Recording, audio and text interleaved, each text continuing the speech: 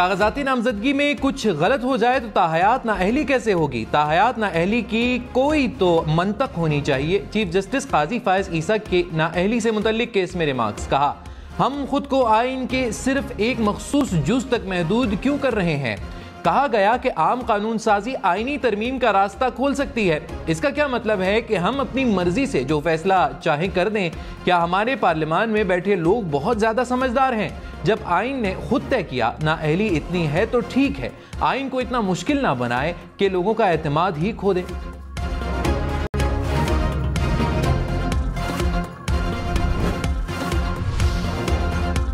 Justice Mansoor Ali Shah ने कहा, क्या कानून साजी से डिक्लेरेशन पर नाअहली की मुद्दत मुतय्यन की जा सकती है? डिक्लेरेशन हतमी हो चुका है तो इलेक्शन पर इसके असरात क्या होंगे? जस्टिस जमाल मंदोखेल ने कहा, लोगों को तय करने दें कौन सच्चा और ईमानदार है। जस्टिस मुजर्रत हिलाली ने कहा, एक मखसूस केस के बायस हल्के के लोग अपने नुमाइंदे से महरूम क्यों हो? चीफ जस्टिस ने कहा, लार्जर बेंच बनाया ताकि सवालात का जवाब मिल सके, लेकिन मामला उलझता जा रहा है। नाअहली से मुतल्लिक इनफरादी मुकदमात अगले हफ्ते सुनेंगे। इस वक्त कानूनी और आईनी मामले को देख रहे हैं।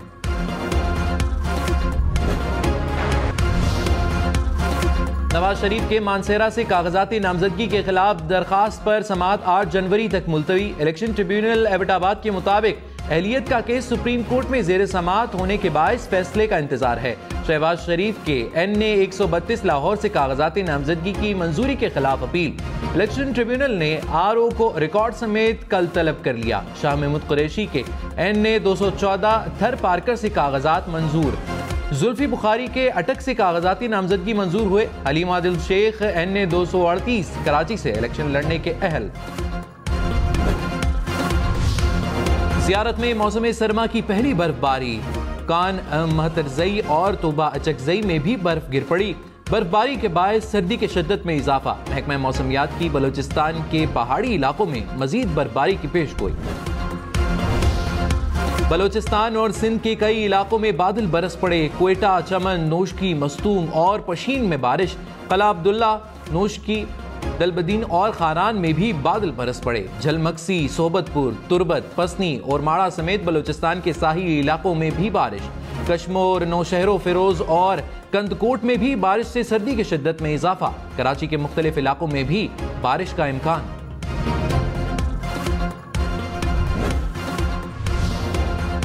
पंजाब और खैबर पख्तूनख्वा के मैदानी इलाकों में शदीद धुंध मामूल बन गई। माहिरीन मौसमियात के मुताबिक दिसंबर में बारिशें औसत से 90% तक कम हुई।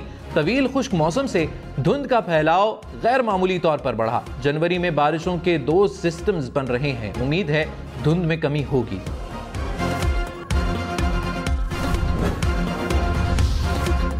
टांक में सिक्योरिटी फोर्सेस का ऑपरेशन, 2 दहशतगर्द हलाक। ISPR के मुताबिक फायरिंग के तबादले में इंतहाई मतलूब दहशतगर्द कमांडर यूसुफ उर्फ तोर भी मारा गया।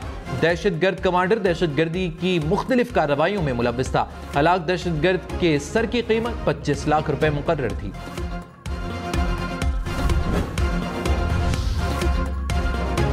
लाहौर के इलाके इचरा में घर में आग भड़क उठी। 4 बच्चे जान बहक। रेस्क्यू के मुताबिक कमरे में जलते चूल्हे के बायस आग लगी। निगरान वजीर आला पंजाब ने वाकई की रिपोर्ट तलब कर ली। कुनू आकिल में बस खाई में जा गिरी। हादसे में 3 अफराद जान बहक, 20 से ज्यादा जख्मी। अटक में ट्रेलर की कार को टक्कर, 3 अफराद जान बहक हो गए। कहूटा में गाड़ी की टक्कर से मोटरसाइकिल सवार 2 नौजवान दम तोड़ गए।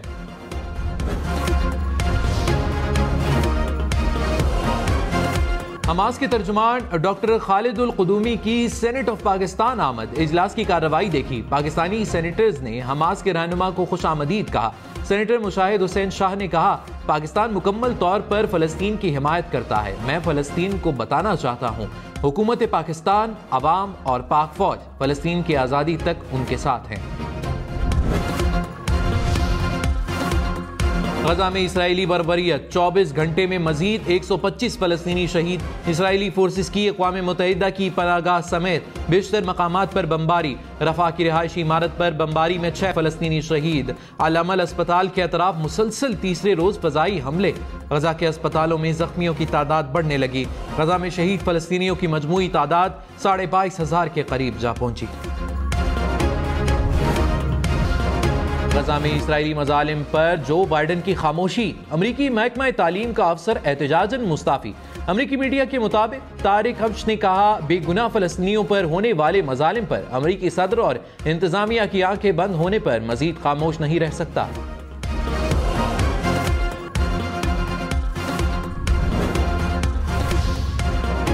जनवरी आलमी बिरादरी को वादे याद दिलाने का दिन। दुनिया भर में कश्मीरी यौम हक़ खुद इरादियत मना रहे हैं।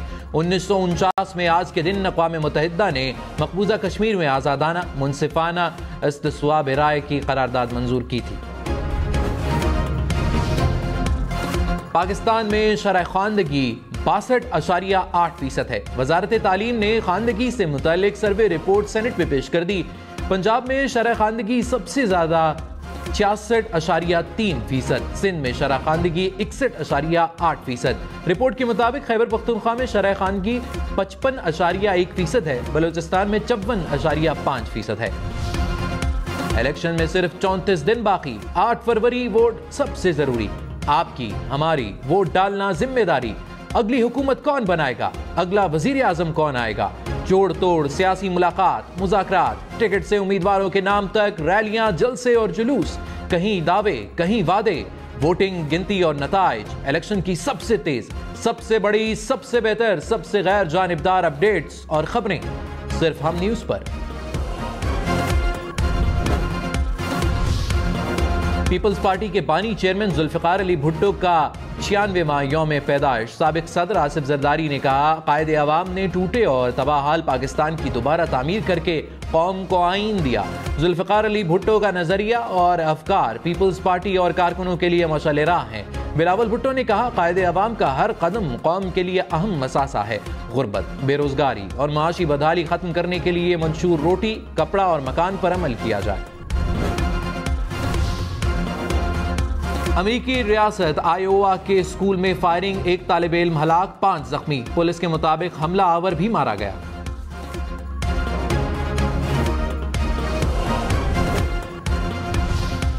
जापान में जलजले से हलाकतों की तादाद 92 हो गई। जलजले से मुतासिरा इलाकों में 242 लापता अफराद की तलाश। लैंडस्लाइडिंग के बायस सड़कें ब्लॉक होने से कई अफराद फंस गए। सर्द मौसम और बारिशों के बायस रेस्क्यू ऑपरेशन में दुश्वारी।